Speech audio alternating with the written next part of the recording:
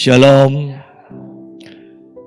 Mari kita bersama membuka Alkitab kita dalam kitab Ibrani pasal yang keempat.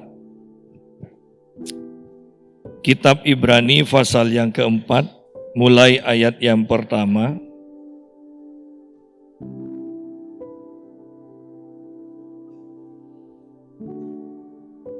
Hari perhentian yang disediakan. Sebab itu baiklah kita waspada supaya jangan ada seorang di antara kamu yang dianggap ketinggalan. Sekalipun janji akan masuk ke dalam perhentiannya masih berlaku. Karena kepada kita diberitakan juga kabar kesukaan sama seperti kepada mereka. Tetapi firman pemberitaan itu tidak berguna bagi mereka karena tidak bertumbuh bersama-sama oleh iman dengan mereka yang mendengarnya. Sebab kita yang beriman akan masuk ke tempat perhentian seperti yang ia katakan. Sehingga aku bersumpah dalam murkaku mereka takkan masuk ke tempat perhentianku. Sekalipun pekerjaannya sudah selesai sejak dunia dijadikan. Sebab tentang hari ketujuh pernah dikatakan di dalam suatu nas, dan Allah berhenti pada hari ketujuh dari segala pekerjaannya. Dan dalam nas itu kita baca mereka takkan masuk ke tempat perhentianku. Jadi sudah jelas bahwa ada sejumlah orang akan masuk ke tempat perhentian itu. Sedangkan mereka yang kepadanya lebih dahulu diberitakan kabar kesukaan itu tidak masuk karena ketidaktaatan mereka. Kita berhenti sampai sini dulu. Sidang jemaat, ini adalah ayat-ayat yang harus sungguh kita perhatikan. Allah menyediakan tempat perhentian, tetapi tidak banyak orang yang disediakan itu mampu menikmati atau masuk ke dalam tempat perhentian itu. Banyak mereka yang tidak menikmati apa yang Tuhan sediakan. Saya bayangkan hari pertama sampai hari yang ke-6 Tuhan bekerja, Tuhan sungguh-sungguh bekerja menciptakan segalanya. Kemudian hari ketujuh dia selesai. Saya percaya bahwa hari ketujuh itu Tuhan hanya menikmati hasil karyanya. Dia mengagumi sendiri akan hasil karyanya. Nah, secara sederhana sebenarnya kehidupan kita itu dirancang oleh Tuhan seperti itu. Bahwa 6 hari bekerja, 1 hari istirahat atau menikmati hasil kerja selama 6 hari itu. Tetapi kita lihat sekarang banyak orang-orang tidak masuk dalam rencana Tuhan ini. Sehingga kita menemukan banyak orang yang kelelahan, banyak orang yang kecapean, banyak orang yang punya sakit penyakit, banyak orang yang stres. Ya. Seandainya kita semua mampu menikmati hasil kerja 6 hari, maka kita akan penuh ucapan syukur dan hormon-hormon di dalam tubuh kita pun akan berjalan dengan baik sehingga tubuh kita akan sehat. Untuk mengucap syukur seharusnya tidak perlu sampai pergi keluar kota, kemana, ke puncak segala macam. Anda bisa mengingat, membayangkan selama 6 hari apa yang Tuhan sudah kerjakan dan mengucap syukur. Maka Anda akan dipulihkan kekuatanmu untuk bekerja kembali. Ya. Nah, Tuhan memberikan rancangan itu dan dia bukan hanya mengajar, tapi dia memberikan contoh. Ya. 6 hari bekerja, 1 hari dia istirahat. Dia berhenti dari pekerjaannya. Bahkan di dalam hukum Taurat jelas dikatakan bahwa pada hari yang ketujuh mereka tidak boleh mengerjakan apapun juga. Bahkan mereka tidak boleh mengadakan perjalanan lebih dari setengah kilo. Anda bisa bayangkan itu. Bahwa Tuhan sudah merancangkan hidup kita supaya kita istirahat. Supaya tubuh kita mempunyai kesehatan. Supaya tubuh kita mempunyai kesehatan dan belajar percaya bahwa Tuhan mencukupi. Bayangkan iman dari bangsa Israel yang Tuhan latih dari hari ke-7 harus istirahat. Kemudian tahun ke-7 harus istirahat. Bayangkan 1 tahun istirahat. Bukankah ini dilatih sedikit demi sedikit? Ya. Bahkan kemudian ada tahun ke-70 juga dilatih sedikit demi sedikit oleh Tuhan supaya kita itu selalu bisa menikmati hasil pekerjaan kita dan percaya bahwa Tuhan mampu mencukupi. Tidak mudah loh, 1 hari itu tidak bekerja. Itu perlu iman untuk percaya bahwa Tuhan akan menyediakan. Tidak mudah 1 tahun itu tidak bekerja. Ya. Itu butuh iman yang lebih besar lagi. Nah, inilah sebenarnya rancangan Tuhan bagi hidup kita. Mari kita lihat ayat yang pertama, sebab itu baiklah kita waspada. Waspada berarti kita sungguh-sungguh harus teliti, harus hati-hati. Jangan ada seorang di antara kamu yang dianggap ketinggalan. Sekalipun janji akan masuk ke dalam tempat perhentiannya masih berlaku. Jangan ada yang dianggap ketinggalan. Betul kita sedang menuju kepada arah yang sama, tetapi kalau sudah ketinggalan, yang naik pesawat yang pernah naik pesawat tahu rasanya kalau ketinggalan. Ya. Arahnya sama, tujuannya sama, sampainya mungkin ke tempat yang sama, tetapi ketinggalan. Bayangkan naik kereta ketinggalan, bayangkan sekolah ketinggalan kelas. Bukankah sama? Kelihatannya kegiatannya sama, tetapi ketinggalan. Bahkan Paulus mengatakan, kalau dilihat dari segi umur, kamu itu seharusnya jadi pengajar. Tetapi ternyata kita tidak bertumbuh dan banyak orang yang tidak bertumbuh sebenarnya. Tidak ngerti apa-apa tentang firman. Sekalipun menurut umur dikatakan seharusnya sudah jadi pengajar. Bayangkan itu. Bahkan ada orang-orang yang tidak ngerti apa-apa. Ada orang dari Surabaya WA saya sampai bingung. Dan saya tidak jawab. Pak, doakan saya supaya saya mengalami terobosan, supaya Tuhan menjadikan saya konglomerat. Tidak ada yang mustahil, Pak, seperti Tuhan membelah laut Kolsom. Saya percaya Tuhan jadikan saya konglomerat. Orang kerjaan aja tidak punya kok mau jadi konglomerat.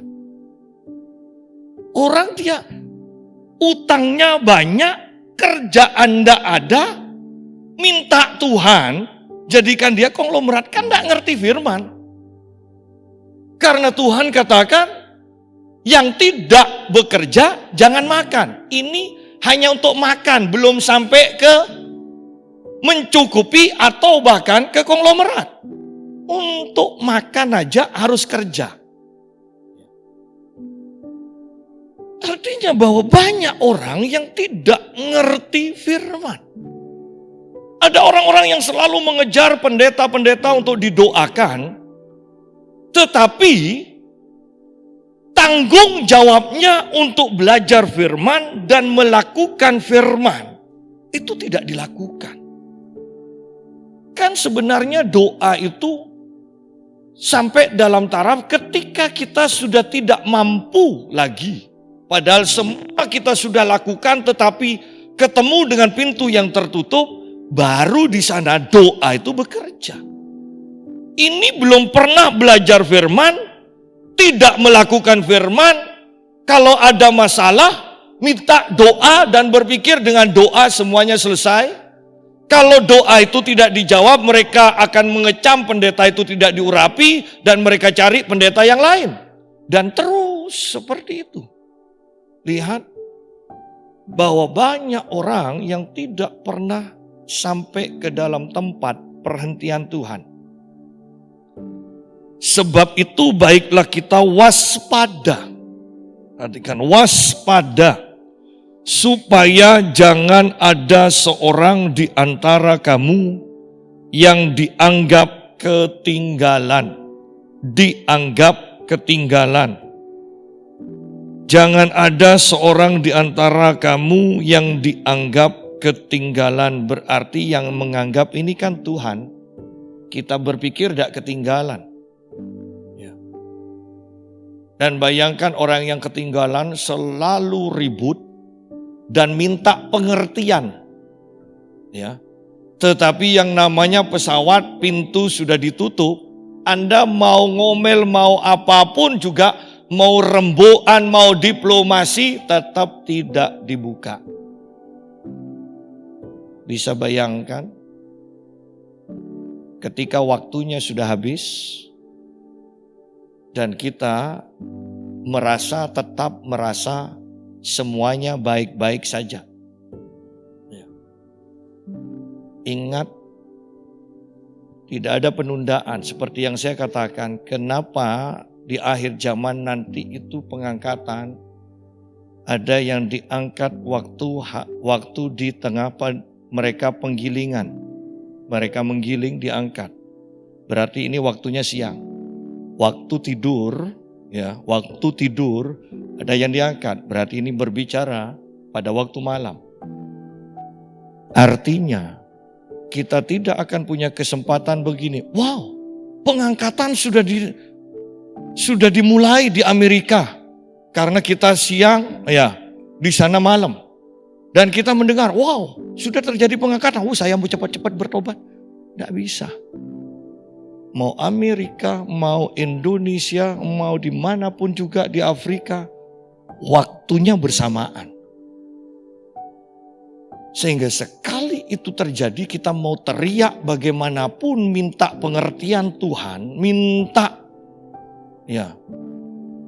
waktu yang khusus Tuhan sediakan bagi kita lagi, tidak bisa. Oleh karena itu, waspadalah. Jangan ada seorang di antara kamu yang dianggap ketinggalan.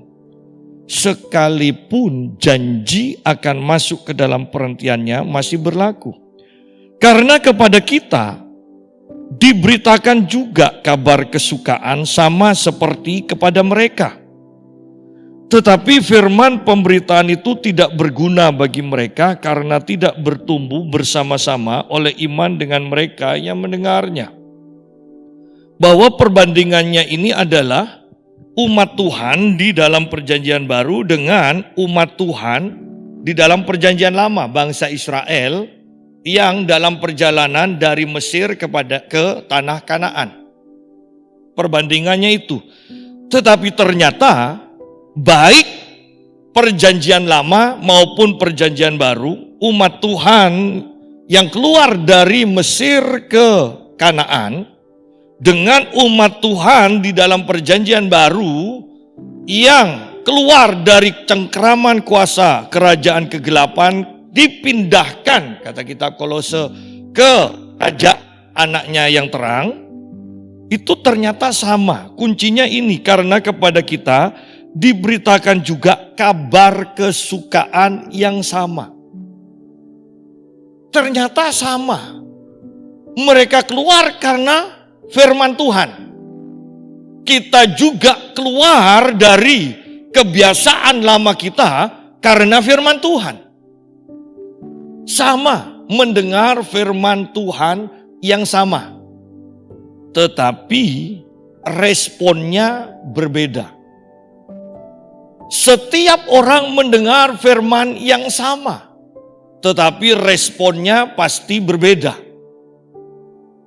Bahkan dalam gedung ini, kita percaya bahwa semuanya mendengar firman yang sama.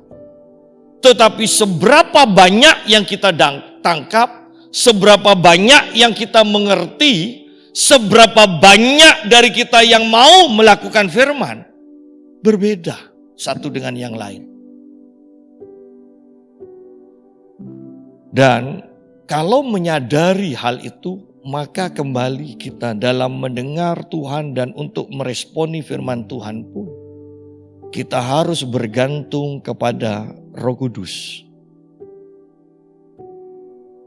Kalau hanya bergantung pada diri kita sendiri, maka kita akan sangat sedikit mampu menyerap apa yang Tuhan beritakan kepada kita. Kita sungguh harus bergantung kepada Roh Kudus. Karena kepada kita diberitakan juga kabar kesukaan. Sama seperti kepada mereka. Perhatikan di sini, ini kabar gembira loh, kabar kesukaan.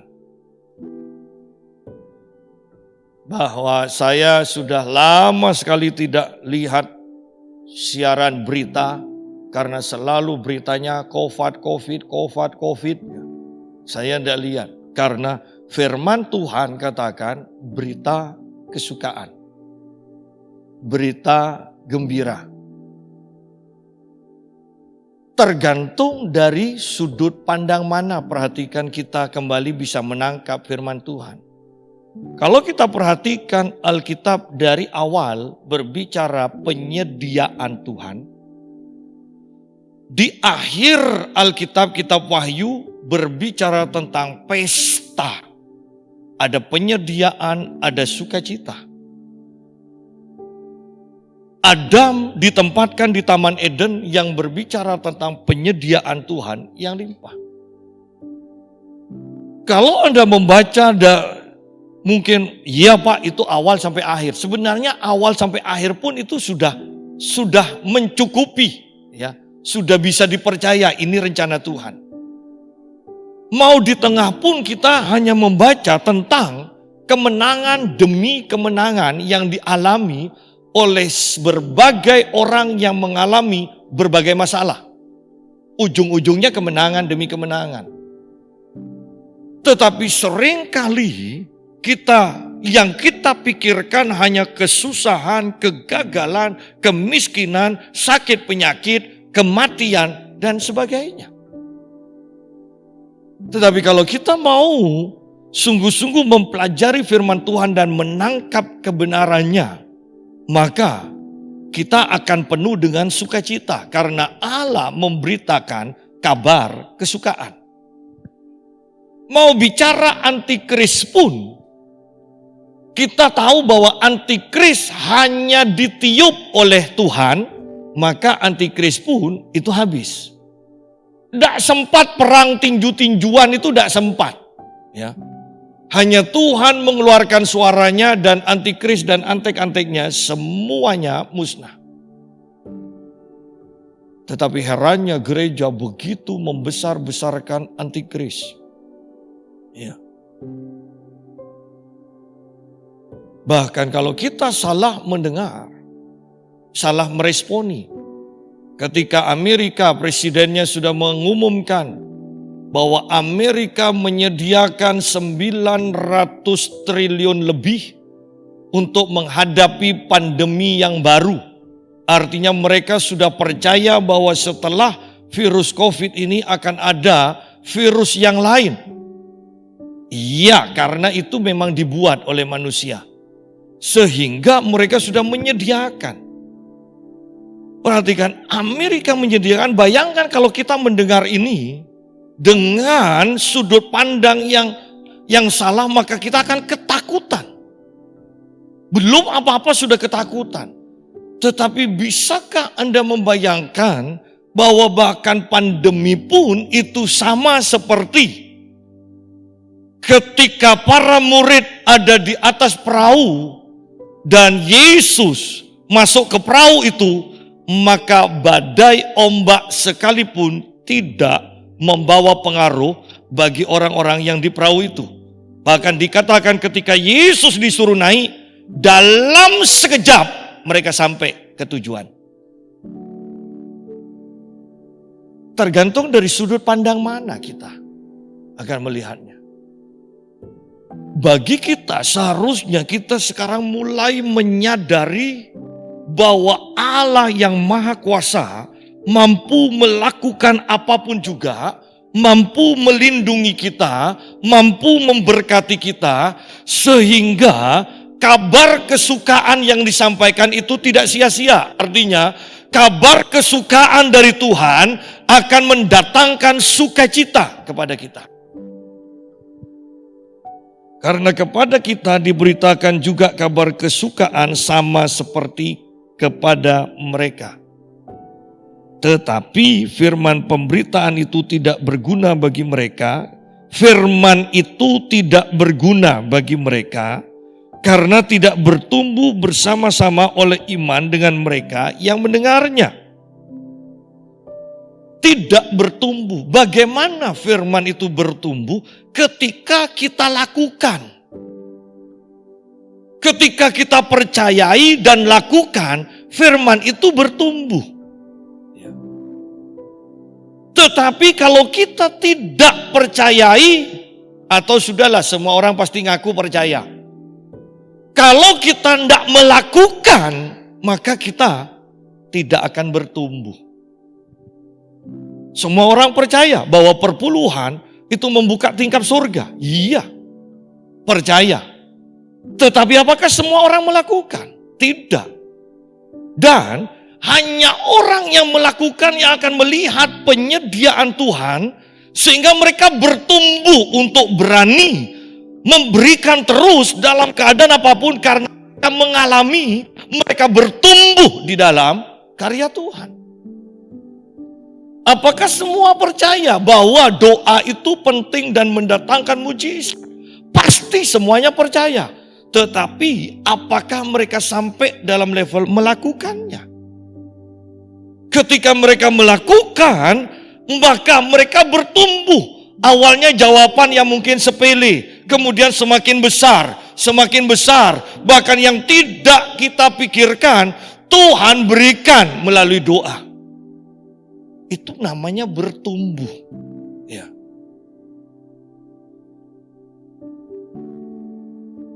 Kita kekurangan, tidak masalah. Setiap orang mungkin akan mengalami. Tetapi jangan sampai 10 tahun, 20 tahun, 30 tahun sampai matinya kekurangan terus. Berarti firman itu tidak bertumbuh. Sakit sampai puluhan tahun. Berarti firman kesembuhan di dalam kehidupan kita tidak bertumbuh.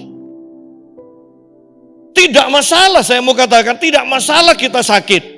Tetapi firman kesukaan tentang kesembuhan yang kita dengar, ketika kita percayai, ketika kita berjalan sesuai dengan firman Tuhan, maka kesembuhan akan menjadi bagian kita. Dan awalnya mungkin hanya penyakit yang ringan. Tetapi nanti ketika kau menghadapi penyakit yang lebih berat, firman yang bertumbuh akan membuat engkau tetap disembuhkan. Itu loh. Ayat yang ketiga. Sebab kita yang beriman akan masuk ke tempat perhentian. Ingat kita sudah bahas dari kitab Yakobus. Yang namanya beriman berarti mendengar dan melakukan. Bukan hanya mendengar. Yakobus malah mengatakan bahwa orang yang hanya mendengar dan tidak melakukan, maka orang itu menipu dirinya sendiri. Dikatakan. Bisa dikatakan jahat, bisa dikatakan bodoh, bisa dikatakan konyol. Seharusnya yang ditipu kan orang lain. Kalau nipu orang lain itu namanya jahat atau penipu. Tetapi nipu diri sendiri kan konyol. Tapi terjemahan yang lebih tepat adalah Orang yang hanya mendengar dan tidak melakukan firman Tuhan itu menyesatkan diri sendiri. Bukan disesatkan orang lain. Diri kita sendiri yang kita sesatkan. Wow. Itu bahasa aslinya. Nah, ayat 3 mengatakan, sebab kita yang beriman akan masuk ke tempat perhentian. Kita yang beriman akan masuk ke tempat perhentian. Kalau kita lompat sebentar ayat yang ke-9. Jadi masih tersedia suatu hari perhentian, hari ke-7 bagi umat Allah. Sebab barang siapa telah masuk ke tempat perhentiannya, tempat perhentian Tuhan, ia sendiri telah berhenti dari segala pekerjaannya, sama seperti Allah berhenti dari pekerjaannya. Ingat, mulai tanggal 6 September ini, kalender Yahudi ini sudah dimulai. Ini tahun baru, tanggal 6 September. Dan tahun ini disebut sebagai tahun Sabat, tahun perhentian, tahun pelepasan. Kemudian yang luar biasanya, gambar hurufnya itu seperti mulut. Artinya bahwa kita ini tahun ini sungguh mengandalkan firman Tuhan yang kita lepaskan melalui mulut kita. Deklarasi firman Tuhan. Bukan bekerja keras lagi, tetapi melalui deklarasi firman Tuhan. Kuasa perkataan itu sangat penting. Ya. Berarti kalau sakit, daripada cari ramu-ramuan diracik sendiri, perkatakan firman kesembuhan, deklarasikan kesembuhan atas tubuh kita. Ini adalah tahunnya. Engkau akan melihat demonstrasi kuasa firman Tuhan melalui setiap perkataan kita. Nah, kembali kepada pembahasan kita, dikatakan sebab ayat 10, barang siapa telah masuk ke tempat perhentiannya, ia sendiri telah berhenti dari segala pekerjaannya. Ayat yang ketiga mengatakan, sebab kita yang beriman akan masuk ke tempat perhentian. Kalau namanya tempat perhentian berarti sudah tidak ada pergumulan. Istirahat. Tidak mengeluarkan tenaga lagi. Sedangkan kita tahu bahwa ketika kita belajar untuk taat pada firman Tuhan, bukankah banyak dari kita bergumul? Untuk bangun pagi doa pun bergumul. Mau doa atau teruskan ya tidurnya. Mau memberi pun bergumul. Mau memberi nanti aku kekurangan. Kalau aku memberi aku tidak bisa beli baju baru. Dan sebagainya dan sebagainya. Perlu pergumulan. Tetapi kita akan masuk ke dalam tempat perhentian, dikatakan tidak ada pergumulan. Nah, untuk masuk ke tempat perhentian itu dibutuhkan ayat ketiga ini loh. Sebab kita yang beriman akan masuk ke tempat perhentian. Seperti saya tadi katakan, beriman itu berarti mendengar firman Tuhan dan melakukan. Awalnya ketika kita mendengar firman Tuhan dan coba melakukan, bukankah kita bergumul untuk melakukannya? Tetapi ketika kita terus lakukan, mendengar firman Tuhan, kita lakukan. Mendengar firman Tuhan, kita lakukan. Mendengar firman Tuhan, kita lakukan. Maka kita akan sampai di dalam keadaan di mana melakukan firman Tuhan tidak perlu pergumulan. Begitu mudahnya. Itu sama seperti aliran air yang keluar dari pintu bait suci. Bahkan ketika kita mau lari-lari bagaimanapun di tepi pantai, maka tidak ada hasil yang kita akan dapatkan. Ketika sampai di lutut berbicara tentang doa, maka itu kalau kita melawan arus, maka itu pun masih akan kelihatan agak berat. Berjalan di air itu berat. Apalagi setelah sampai pinggang, berjalan di air itu berat. Tetapi ketika air itu sudah tinggi, Yehezkiel mengatakan dia bukan melawan air, tetapi dia mengikuti arus. Dan ketika dia mengikuti arus, dia tidak memberi makan ikan, tetapi ikan yang kecil bisa berubah menjadi ikan besar. Ikan yang jenis awalnya ternyata belum ada, ternyata sekarang muncul jenis ikan yang baru. Dia tidak memberikan pupuk di pinggir sungai kepada pohon-pohon, tanaman-tanaman, tetapi tanaman itu menghasilkan. Awalnya bergumul, awalnya bekerja tanpa menghasilkan, tetapi pada akhirnya Yehezkiel istirahat di dalam air itu, di dalam air kehidupan Tuhan. Dia beristirahat, dia percaya kemanapun aliran sungai itu alirkan dirinya, dia melihat mujizat. Bahwa ketika kita belajar untuk percaya, awalnya itu sukar. Percaya untuk sembuh dari sakit kepala aja sukar.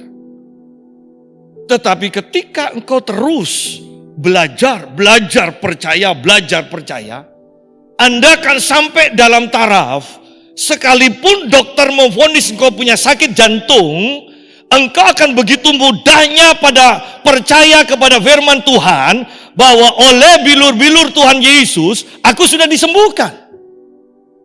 Akan begitu mudah, itu muncul dengan sendirinya. Bukan kita mengucapkan sampai 1000 kali, 10.000 kali, tidak. Tetapi itu muncul dengan sendirinya aliran sungai itu. Bahwa aku sudah disembuhkan.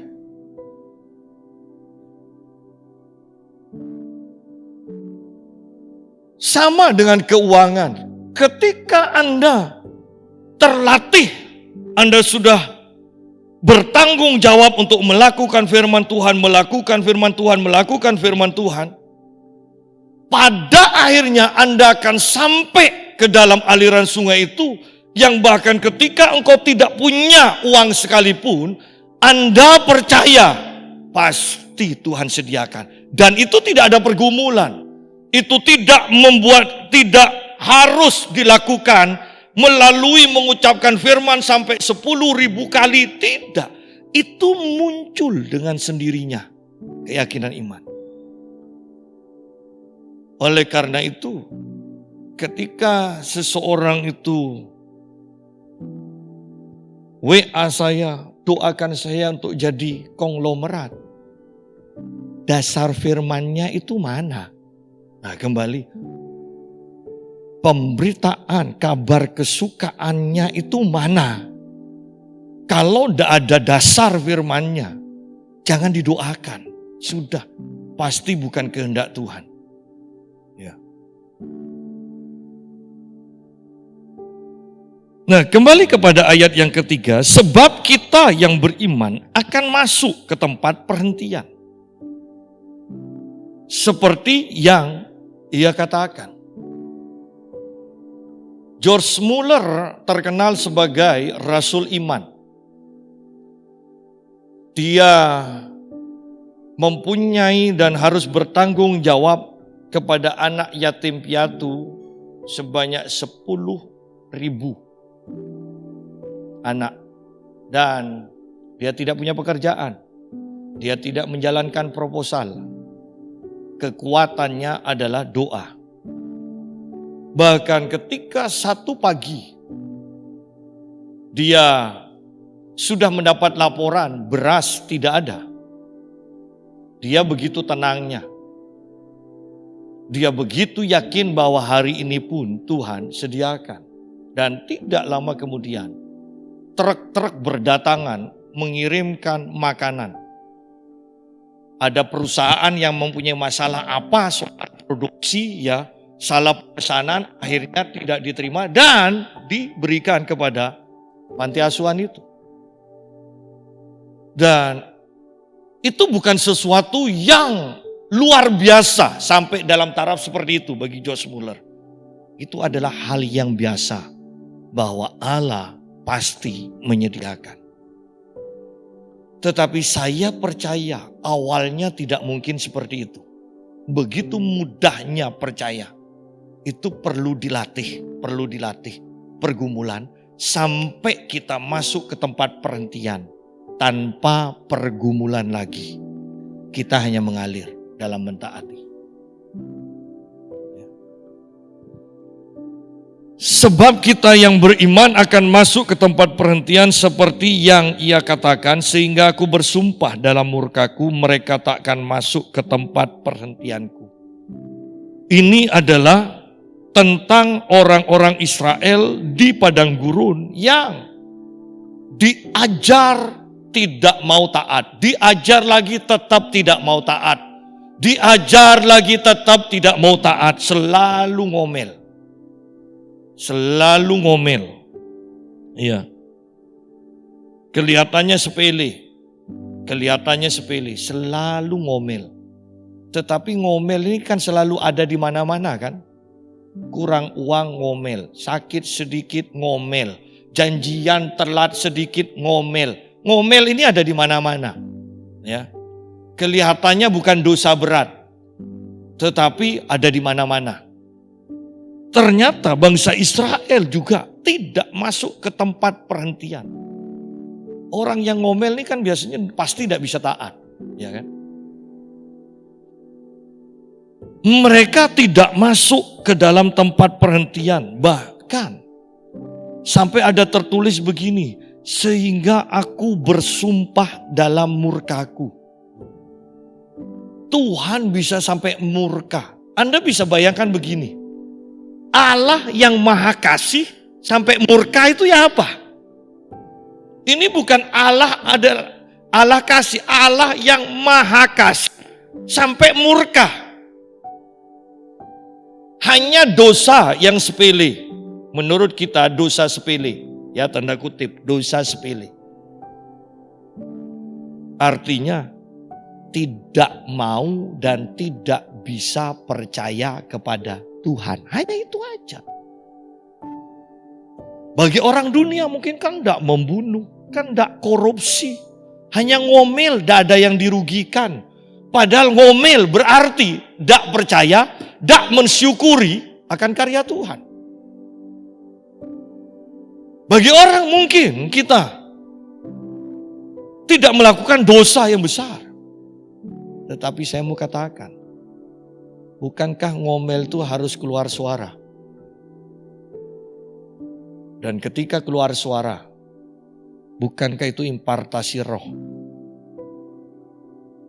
Roh ngomel diberitakan. Kalau Anda tidak percaya, coba Anda ngomel terus kepada temanmu. Pasti temanmu juga akan menimpali dengan omelan-omelan yang mendukung. Ya. Kenapa? Karena itu roh yang diimpartasikan. Jangan remehkan perkataan. Ya, jangan remehkan perkataan. Saya diminta doa oleh seseorang dan kemudian familinya berkata pada saya begini, Pak Yusa, dia kan mukanya sudah bengkak ya Pak. Biasanya jangan-jangan ya kan dipanggil Tuhan. Masa Pak Yusa tidak lihat? Saya lihat, tapi saya tidak perlu mengatakan pada orang yang saya doakan, kok bengkak? Kalau saya sampai mengatakan, kok bengkak ya? Tetangga saya ada yang bengkak gini mati. Tapi ayo kita percaya. Apakah kita orang itu bisa percaya ketika saya katakan, ayo tetap aja ya percaya, kita doa aja. Mau mati, mau hidup, percaya. Lebih percaya matinya pasti kan? Dan saya katakan pada familinya, saya tahu.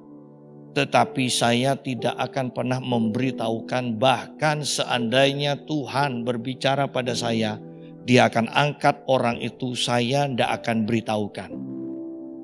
Saya tetap akan berdoa untuk kesembuhannya, bahkan sampai dia mati. Kalau sudah mati, baru saya selesai. Dan ternyata orang itu disembuhkan.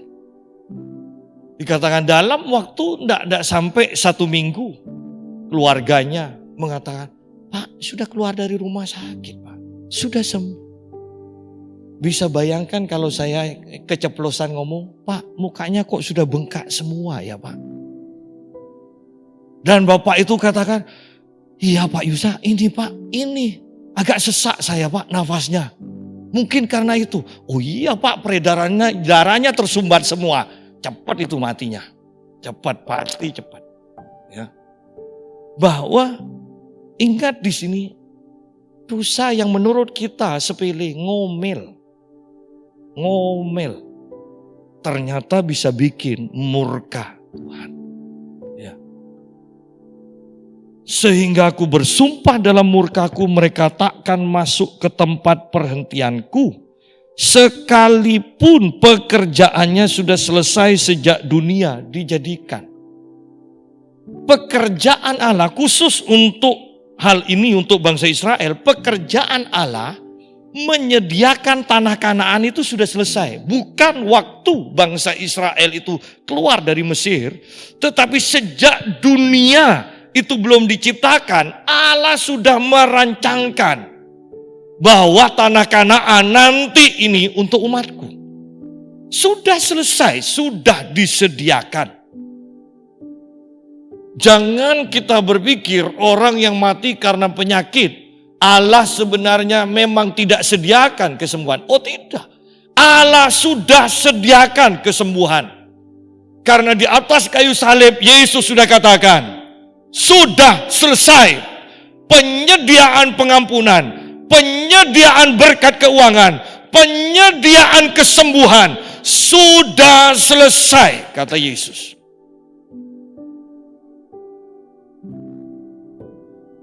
Sekalipun pekerjaannya sudah selesai sejak dunia dijadikan.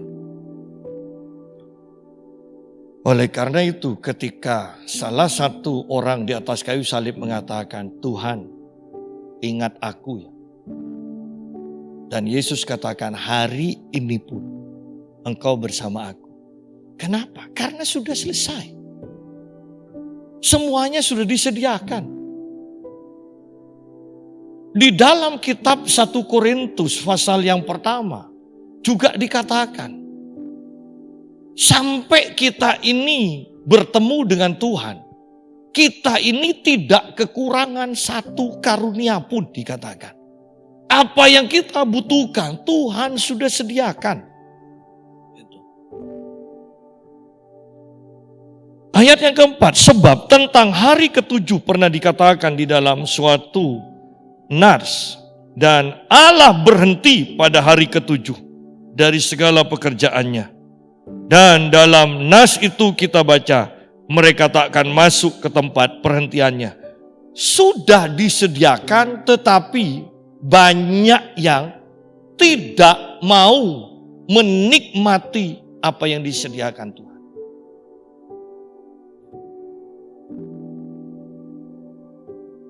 Di dalam kitab Perjanjian Lama, bukankah ketika Tuhan memberikan aturan Sabat, dikatakan bahwa pada hari ke-6 Tuhan akan memberikan hasil 2 kali lipat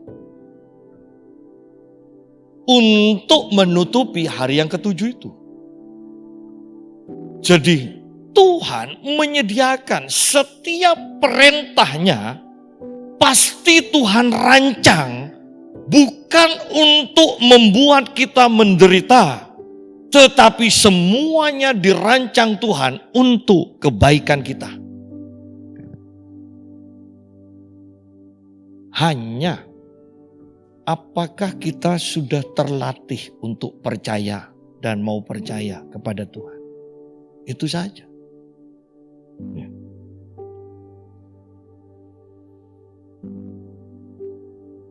Ayat 6, jadi sudah jelas bahwa ada sejumlah orang akan masuk ke tempat perhentian itu, sedangkan mereka yang kepadanya lebih dahulu diberitakan kabar kesukaan itu tidak masuk karena ketidaktaatan mereka. Lihat di sini bahwa orang beriman pasti taat. Anda mau bilang Anda percaya tapi tidak taat, maka ketidaktaatanmu membuktikan bahwa engkau tidak percaya. Dan kita sedang memasuki ayat-ayat ini sekarang. Banyak orang-orang yang terdahulu percaya kepada Yesus menjadi kecewa. Mereka tidak bertumbuh. Seandainya mereka bertumbuh, mereka akan terus berpegang kepada imannya. Sama kan? Kita mau buka usaha apapun, seandainya tiap tahun pendapatan dari usaha kita itu naik terus, maka usaha itu tidak akan ditutup. Coba usaha itu tiap tahun pendapatannya turun, lama-lama pasti ditutup juga. Sama dengan iman. Ketika iman kita tidak bertumbuh, lama-lama kita akan kecewa dan kita akan murtad. Tetapi kalau iman kita bertumbuh terus, maka tidak mungkin sedetik pun kita melepaskan iman itu. Kita harus bertumbuh. Ayat yang ketujuh, sebab itu Tuhan menetapkan pula suatu hari, yaitu hari ini, ketika Ia setelah sekian lama berfirman dengan perantaraan Daud seperti dikatakan di atas. Pada hari ini jika kamu mendengar suaranya, janganlah keraskan hatimu. Sidang jemaat ini kuncinya. Pada hari ini, kalau engkau mendengar suara Tuhan, jangan keraskan hatimu. Jangan menolak, jangan menunda untuk melakukannya. Ketika Anda mendengar, lakukan. Anda mendengar, lakukan. Anda mendengar, lakukan. Maka ini akan menjadi kebiasaan yang saya akan sebut nantinya. Ini tempat perhentian. Tempat perhentian. Bukankah sebenarnya setiap kita melakukan firman, Anda mendengar, kita mendengar suara Tuhan dan kita melakukan, lega. Bukankah itu tempat perhentian? Setiap kita mendengar suara Tuhan kita lakukan, lega, damai sejahtera. Jangan remehkan lega ini. Bahkan di dalam kesehatan pun dikatakan orang berolahraga pun mengeluarkan hormon yang membuat hati senang. Ya kan? Dan itu adalah modal untuk menjaga kesehatan kita. Tuhan pun menyediakan, dengarkan suaranya, lakukan, maka engkau akan mengalami kelegaan. Ini melebihi senang, damai sejahtera. Itulah perhentian. Berapa banyak orang yang mendengar suara Tuhan dan tidak melakukan, kemudian nyesel. Mendengar lagi suara Tuhan, tidak melakukan, dan nyesel lagi. Hidupnya dipenuhi penyesalan, sehingga membuat tubuhnya penuh sakit penyakit.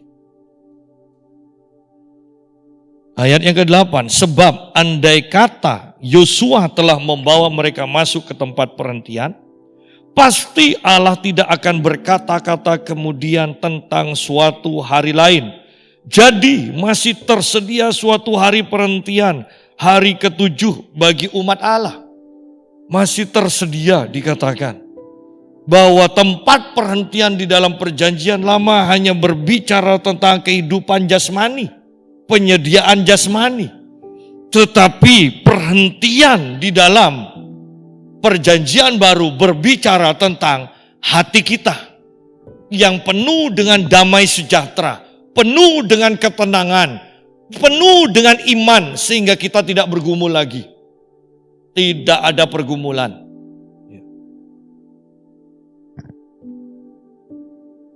Ayat yang ke-10. Sebab barang siapa telah masuk ke tempat perhentiannya, perhentian yang disediakan Tuhan, Ia sendiri telah berhenti dari segala pekerjaannya, sama seperti Allah berhenti dari pekerjaannya. Ada waktu untuk menikmati semuanya.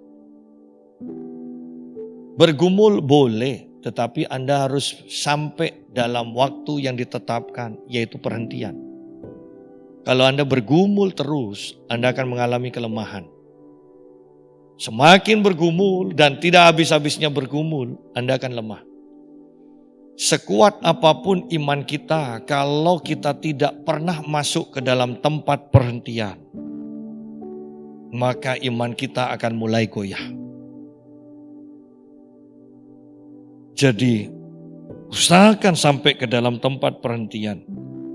Ayat 11, karena itu baiklah kita berusaha untuk masuk ke dalam perhentian itu, supaya jangan seorang pun jatuh karena mengikuti contoh ketidaktaatan itu juga.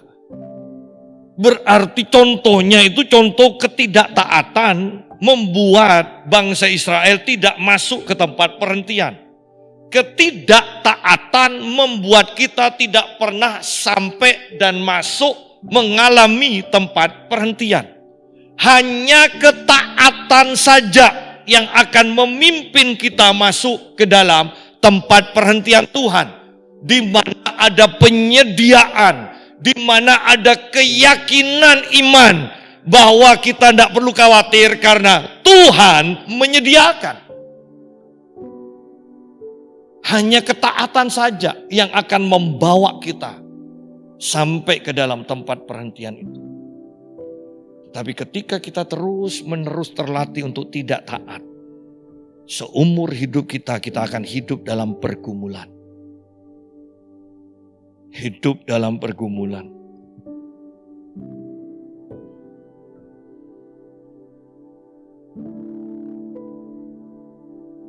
Kembali kepada ayat ke-11. Karena itu baiklah kita berusaha untuk masuk ke dalam perhentian itu, supaya jangan seorang pun jatuh. Karena mengikuti contoh ketidaktaatan itu juga. Sudah ada contohnya. Kalau kita masih juga tidak berhasil dengan contoh itu, maka kita disebut orang bodoh atau orang bebal. Ya. Ayat 12, ayat yang sangat dikenal. Sebab firman Allah hidup dan kuat dan lebih tajam daripada pedang bermata dua manapun. Ia menusuk amat dalam sampai memisahkan jiwa dan roh, sendi-sendi dan sumsum. Ia sanggup membedakan pertimbangan dan pikiran hati kita. Perhatikan, banyak orang stres, banyak orang bingung. Kenapa? Karena mereka tidak punya firman. Perhatikan, kuasa dari firman mampu membedakan, memisahkan antara suara jiwa dan suara roh. Berapa banyak orang yang mengatakan begini, saya kok merasa saya tapi bingung, ini dari Tuhan atau dari pikiranku sendiri. Sering Anda kan mendengar orang seperti itu, kebingungan. Mau belajar dengar suara Tuhan, suatu saat mereka kata, kira-kira ini suara Tuhan atau suara pikiranku sendiri. Nah, di sini dikatakan kuasa firman mampu memisahkan, membedakan jiwa dan roh atau suara jiwa dan suara roh. Sendi dan sumsum itu kan menyatu. Tetapi kuasa firman dikatakan mampu memisahkan, membedakan yang kelihatan satu tapi beda ini loh. Kan kelihatannya satu, sumsum dan sendi. Satu tapi beda. Perhatikan lagi, untuk sanggup membedakan pertimbangan dan pikiran hati. Pertimbangan itu adalah di pikiran, hati juga punya pikiran. Hati itu punya pikiran juga. Dan itu sukar untuk dibedakan. Sehingga seringkali orang itu salah melangkah. berpikir mendengar suara Tuhan padahal itu hanya pikirannya sendiri.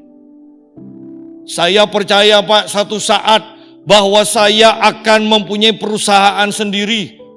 Saya beriman. Loh, itu sungguh-sungguh iman karena Tuhan berbicara dan Tuhan melakukan, atau keinginan kita? Banyak orang gak bisa bedakan antara keinginan Tuhan atau keinginan kita. Kenapa tidak bisa membedakan? Karena mereka tidak pernah sungguh-sungguh mempelajari firman Tuhan yang tertulis ini, menghafalkannya, merenungkannya. Kuncinya di sini. Karena firman Allah, firman ini, Alkitab kita, firman Allah hidup dan kuat dan lebih tajam. Lebih tajam daripada pedang bermata dua manapun. Karena pedang bermata dua pun tidak bisa memisahkan jiwa dan roh. Ya, tetapi firman Tuhan bisa. Selama kita tidak sungguh-sungguh mempelajari firman Tuhan, maka kita hanya sampai dalam level kadang benar di dalam meresponi firman Tuhan, kadang salah. Kita berpikir ini suara Tuhan, padahal itu suara pikiran kita sendiri.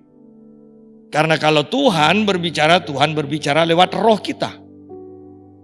Sedangkan suara Tuhan itu bagi kita kebanyakan, itu sepertinya berbaur. Ini suara roh atau suara pikiran. Kemampuan untuk punya keyakinan ini suara Tuhan atau ini suara pikiran kita sendiri, hanya yang bisa memisahkan itu dengan jelas adalah firman Tuhan. Firman tertulis. Padahal yang jadi masalah kembali, pembacaan Alkitab ini seringkali diremehkan oleh kebanyakan orang. Doa itu sudah banyak orang Kristen sudah jarang melakukan, atau yang saya maksudkan doa pribadi ya. Atau mereka hanya melakukan mungkin 5 menit, 10 menit, 20 menit. Itu pun tidak semua orang Kristen punya waktu 20 menit untuk berdoa. Lebih parah lagi untuk baca firman. Tanpa pembacaan firman pribadi, merenungkan firman, hanya masalah waktu kita akan hidup dalam kesesatan. Artinya, kita berpikir kita sedang melakukan perintah Tuhan, padahal kita melakukan pikiran kita sendiri. Yang menjadi masalah adalah bukan hanya sekedar pikiran kita, roh jahat selalu berbicara di dalam dan melalui pikiran kita.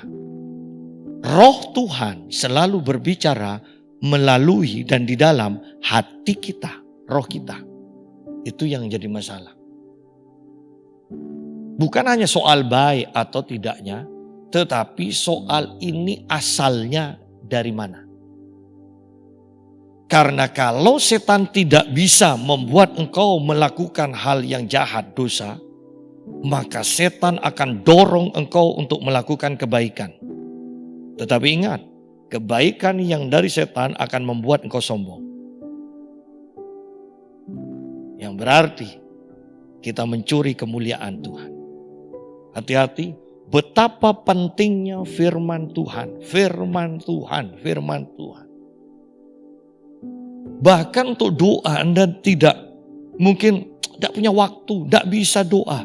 Ketika Anda baca firman Tuhan tentang doa terus, lama-lama Anda akan punya keinginan doa. Anda takut memberi perpuluhan, ketika Anda baca firman terus, Anda bertemu dengan perpuluhan, lama-lama Anda akan ingin dan melakukan. Itulah kekuatan firman, sidang jemaat. Jadi bukannya aku lagi, tetapi Kristus yang adalah firman yang bekerja di dalam hidupku. Ya. Ayat yang terakhir. Dan tidak ada suatu makhluk pun yang tersembunyi di hadapannya, sebab segala sesuatu telanjang dan terbuka di depan mata Dia yang kepadanya kita harus memberikan pertanggungan jawab. Ingat, biarlah firman itu menyelidiki kita sekarang. Ya, mengubahkan kita sekarang. Jangan sampai kita sekarang tidak membiarkan firman berbicara. Nanti pada waktu penghakiman, Alkitab katakan, firman yang akan menghakimi. Di sanalah firman akan menghukum. Tetapi sekarang kalau kita mau mendengarkan firman, firman menyelidiki untuk mengubahkan, untuk menyempurnakan kita. Tetapi di masa penghakiman, firman akan menghakimi kita untuk menghukum kita. Berbahagialah bagi kita semua yang membiarkan firman sekarang ini menyelidiki hati kita, mengubahkan kita, menselaraskan kita, menyempurnakan kita. Apapun yang tersembunyi, kalau kita membiarkan firman berbicara, maka itu akan tersingkapkan dan kita akan diubahkan.